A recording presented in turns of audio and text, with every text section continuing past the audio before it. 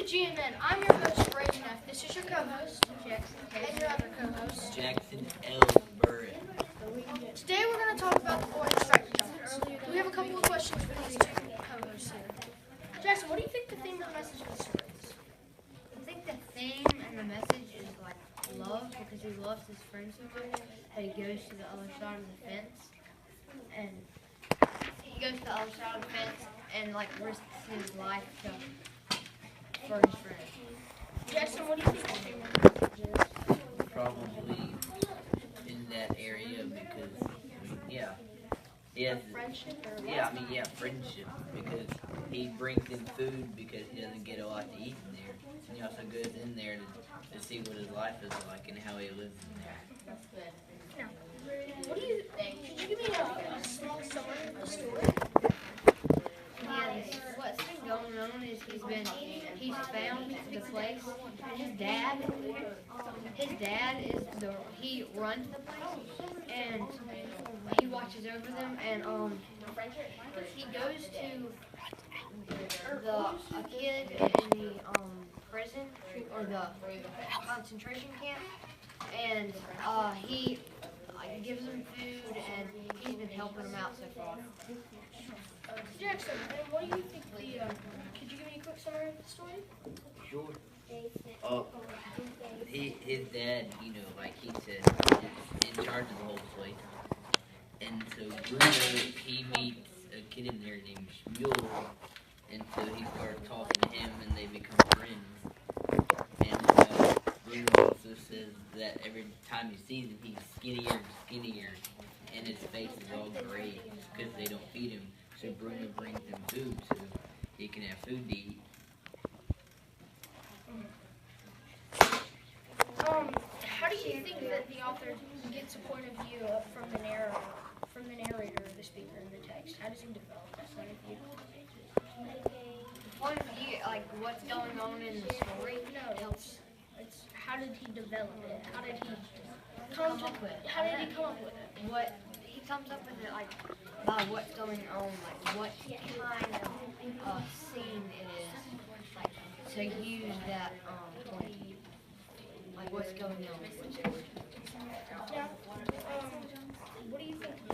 How did he develop the point of view? He probably used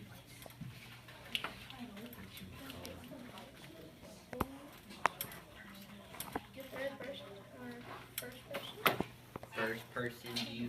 He used it from Bruno's perspective, so we could see what Bruno saw. Are you sure about that? Because there was a narrator. He didn't say I.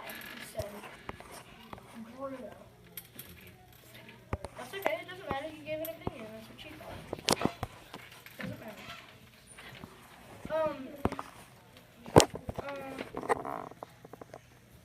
Thank you for watching GNN, and this is a conclusion of today's showing. Good night. Welcome back to GNN with your new host, Andrew. And today we're going to have GNN Quiet Time, where we only answer one question. Now, Andrew, how do you think parts of the story fit into the overall text and affect its meaning?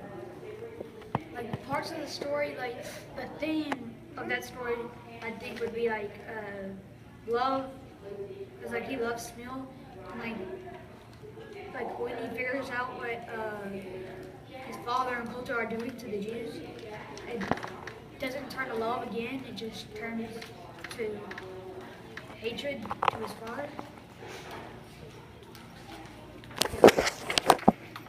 A brief intermission. Thank you very much. Now, Jackson, how do you think parts of the story fit into the overall text and affect its meaning? I think they affect the meaning, how parts of the text affect it. I think because it could be a main part of the story, and that affects the story. Like if it's a cliffhanger, it affects the story about what's going to happen next until what's going to happen next. And be a main part. You guys want me to answer the question? Yeah. Okay. I think parts of the story affect the text and the overall meaning of it, because things like when when Coulter moves away, or when Bruno, or when the servant's name, the cook or whatever. Do you guys remember his name? No, I don't know.